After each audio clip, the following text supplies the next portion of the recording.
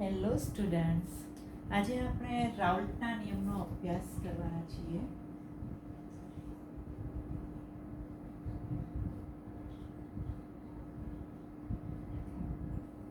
રાઉલ્ટનો નિયમ આપણે જે છે બે રીતે સમજવાના છીએ.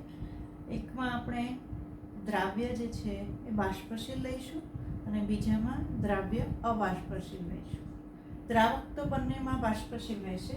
પહેલાં આપણે સમજીએ છીએ કે દ્રાવ્ય વત્તા દ્રાવક બંને કેવા છે? બાષ્પશીલ.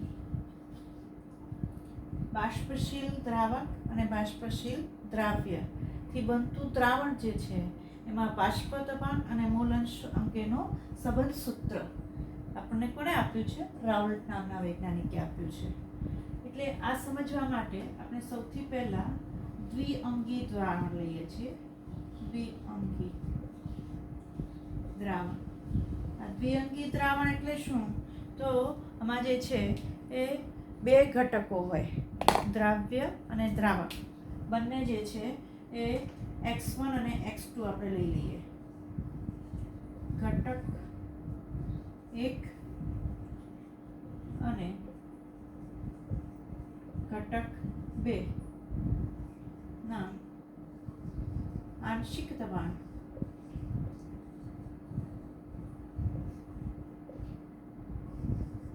P1 અને P2. આપણે બંનેના આંશિક દબાણ P1 અને P2 લીધા અને તેના મૂલાંશ અને ઘટક 1 અને 2 ના મૂલ અંશ x1 અને x2 લઈએ તો આ દ્રાવણ જે છે, દ્રાવણમાં બંને બાષ્પશીલ હોવાથી આપણે બાષ્પ કલા અને પ્રવાહી વચ્ચે સંતુલન સ્થપાયેલું હોય.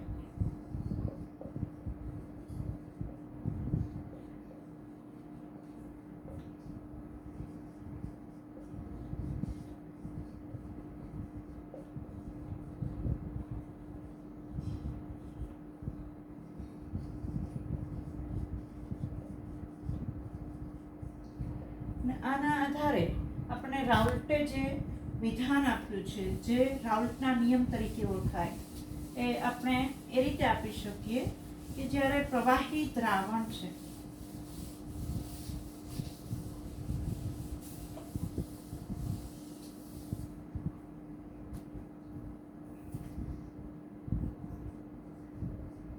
પ્રવાહી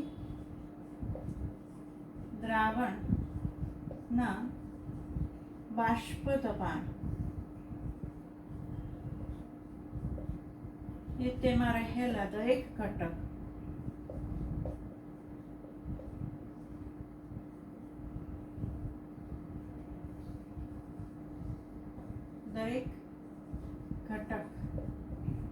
ના મૂળ અંશ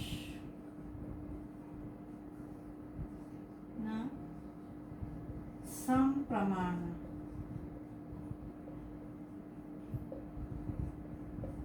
હોય છે. આ છે આપણા રાઉલ્ટના નિયમનું વિધાન. બરાબર.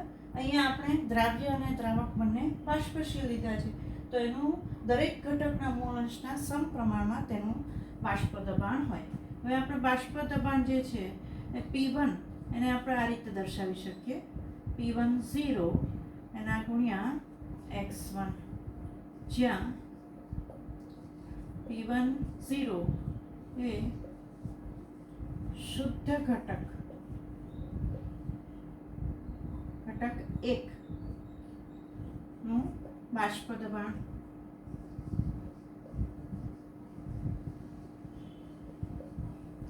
અને આ જ રીતે આપણે P2 માટેનું સૂત્ર પણ લખી શકીએ. P2 equal to P2 0 x2, જ્યાં P2 0 એ શું થશે? શુદ્ધ ઘટક. શુદ્ધ ઘટક 2 નું બાષ્પ દબાણ. એટલે ઉપર શૂન્ય મૂકીએ છીએ, 0 મૂકીએ છીએ એટલે શુદ્ધ અવસ્થામાં ઘટકનું બાષ્પ દબાણ કહેવાશે. બરાબર. હવે ડાલ્ટનનો નિયમ જે છે એ શું કહે છે? તો કે કોઈ પણ દ્રાવણ છે એનું કુલ દબાણ એ તેના ઘટકોના આંશિક દબાણના સરવાળા બરાબર થાય. એટલે આપણે એ સૂત્ર મૂકીએ તો ડાલ્ટનના નિયમ મુજબ દ્રાવણનું કુલ દબાણ, દ્રાવણનું કુલ દબાણ કોના બરાબર થાય? ઘટકોના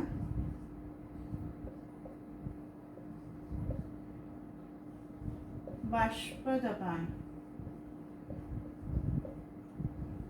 ના સરવાળા જેટલું થાય.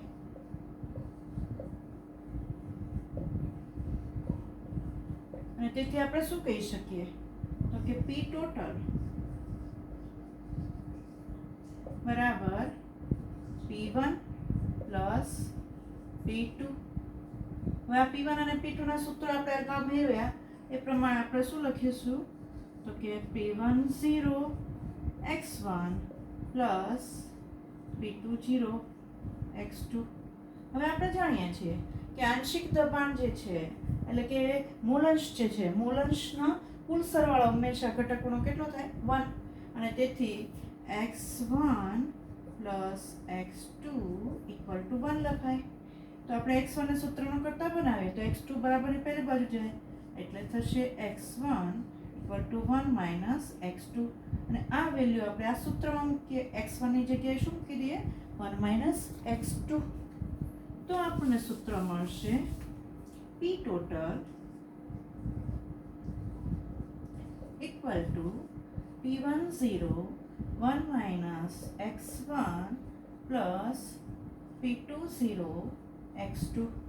હવે આને સાદું રૂપ આપી દઈએ તો P10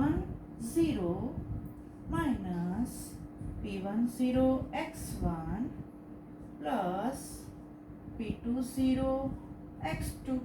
આ બંનેમાં x1 અને x2 જે છે અહીંયા આપણે આ x2 મૂકવાના ને 1 માઇનસ x2 એટલે અહીંયા આવશે x2.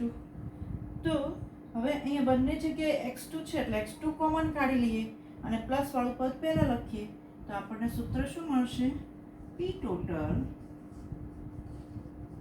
Equal to P10 plus P20 minus P10 multiply by x2. આ આપણને એક સૂત્ર મળ્યું. અને આ જે સૂત્ર મળ્યું છે દ્રાવણનું કુલ દબાણ એના આધારે આપણે 3 તારણો મળે છે. અને આ 3 તારણો શેના અંગેના છે?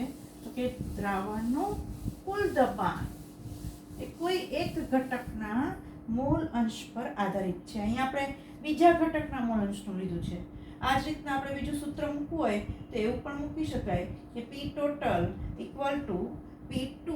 જો આ રીતે પણ સૂત્ર મળી શકે. P total equal two P20. અહીંયા P10 છે એની જગ્યાએ P20 પછી પ્લસની નિશાની. અહીંયા P20 છે ત્યાં શું મૂકવાનું? P10 માઇનસ P20 અને એના મલ્ટીપ્લિકેશનમાં શું આવશે? x1. એટલે કે અહીંયા જો ઘટક 1 લીધો હોય તો મૂલાંશ ઘટક 2 ના લેવાના છે. અહીંયા આંશિક દબાણ જે છે શુદ્ધ અવસ્થામાં ઘટક 2 નું લીધું હોય તો મૂલાંશ ઘટક 1 ના લેવાના. આમ આપણું આ જે કુલ દબાણ છે કોઈ એક ઘટકના મૂલાંશના સમપ્રમાણમાં હોય છે. એટલે આપણું તારણ જે છે તારણ એમાં પહેલું તારણ શું છે? તો કે P ટોટલ એ કોઈ એક ઘટક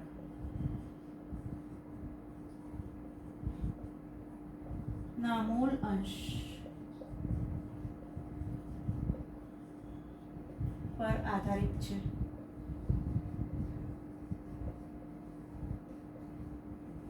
આ એક તારણ મળ્યું. આપણે બીજા તારણની વાત કરીએ કે આપણે અહીંયા જે ઘટક 2 જે છે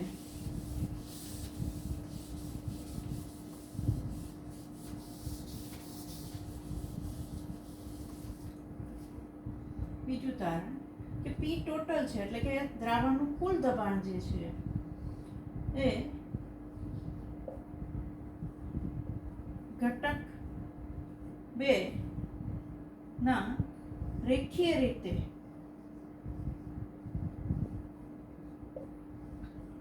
ચલિત થાય છે. ઘટક 2 ના મોલ અંશ સાથે રેખીય રીતે ચલિત થાય છે. મોલ અંશ સાથે. અને ત્રીજું તારણ જે છે એ ત્રીજું તારણ આપણે એમ કહીએ છીએ કે દ્રાવણનું કુલ દબાણ એટલે કે પી ટોટલ જે છે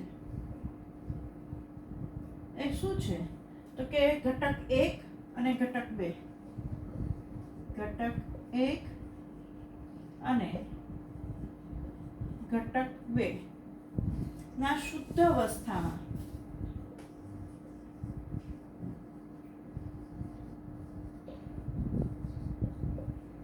રહેલા બાષ્પ દબાણ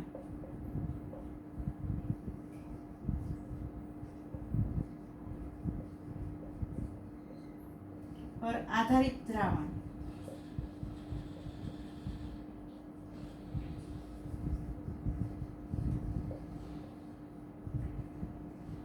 નું વધારો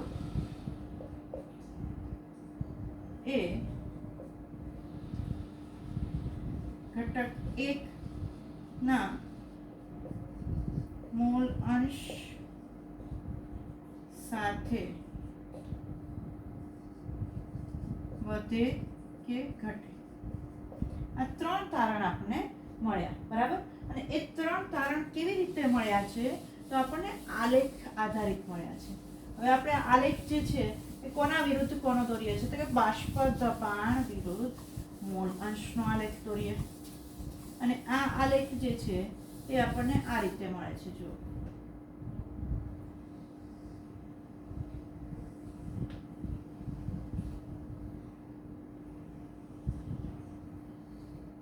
અહીંયા આપણે બાષ્પ દબાણ લઈ લઈએ.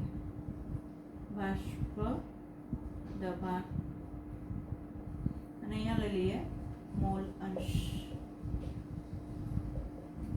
મોલ અંશ આપણે કયો લીધો છે x2. બરાબર. અને x2 લઈએ છીએ એટલે અહીંયા આપણું x1 જે છે એની વેલ્યુ 1 અને x2 ની વેલ્યુ કેટલી થાય 0. કારણ કે શરૂઆતમાં ઘટક 1 ના મોલ અંશ હોય, ઘટક 2 ના મોલ અંશ ત્યારે શું હોય 0 અને અંતિમ સમયે ઘટક 1 ના મોલ અંશ 0 હોય અને ઘટક 2 ના મોલ જે છે એ 1 હોય. બરાબર. હવે આપણે શુદ્ધ અવસ્થામાં ઘટક 1 નું બાષ્પ દબાણ એને P10 કહીએ છીએ અને શુદ્ધ અવસ્થામાં ઘટક 2 નું બાષ્પ દબાણ એને આપણે P20 કહીએ છીએ. બરાબર.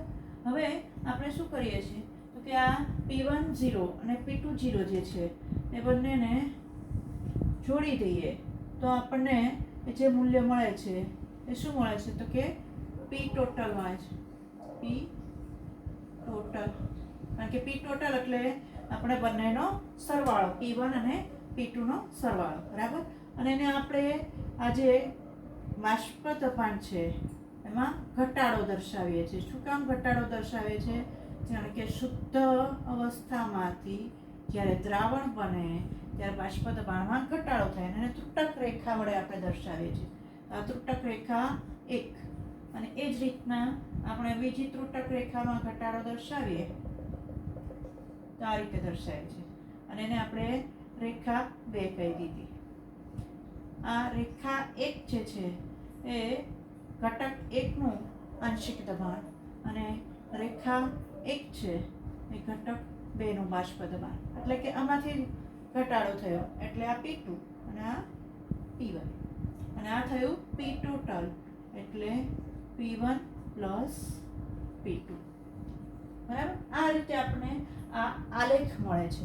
હવે આ આલેખ જે છે એ આલેખ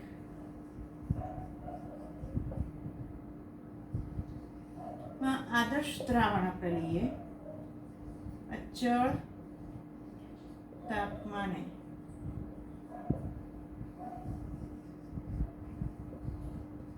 આદર્શ દ્રાવણ માટે રેખા 1 અને 2 અનુક્રમે ઘટક 1 અને ઘટક 2 ના બાષ્પ દબાણ દર્શાવે છે.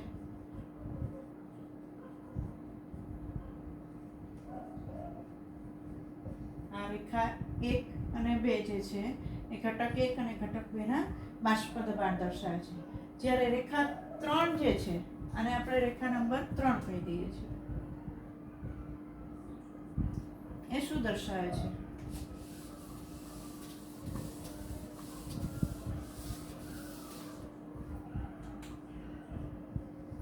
રેખા 3 એ દ્રાવણનું કુલ દબાણ દર્શાવે છે. બરાબર. અને આ દ્રાવણનું કુલ દબાણ જે છે એ બંને ઘટકોના આંશિક દબાણનો સરવાળો છે. અને એ આપણે આલેખ કેવી રીતે મળે છે? તો કે ઘટક 1 એનું બાષ્પ દબાણ P1 અને ઘટક 2 નું બાષ્પ દબાણ P2 એના આપણે x1 અને x2 વિરુદ્ધ આલેખ દોરીએ તો આલેખ આપણને આવો મળવો જોઈએ. અને આમાં આપણને કઈ બાબત જોવા મળે છે? તો કે P ટોટલ જે છે એનું મહત્તમ મૂલ્ય P1 0 P2 0 અને ન્યૂનતમ મૂલ્ય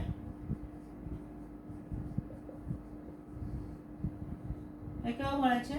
P1 0. અને એ શું બતાવે છે કે P1 0 એટલે કે ઘટક 1 એનું શુદ્ધ અવસ્થામાં બાષ્પ દબાણ એ ઘટક 2 ના શુદ્ધ અવસ્થામાં બાષ્પ દબાણ કરતાં ઓછું હોય છે, અથવા તો આ ઘટક 1 ઓછો બાષ્પશીલ છે. એટલે P1 0 is less than P2 0. આ એક બાબત આપણને આ આલેખ ઉપરથી મળે છે. બરાબર. ત્યાર પછી આપણે કહીએ છીએ કે અહીંયા જે દ્રાવણ છે એમાં બાષ્પ કલામાં એનું જે સંઘટન છે એ સંઘટન આપણે કોના આધારિત આપી શકીએ?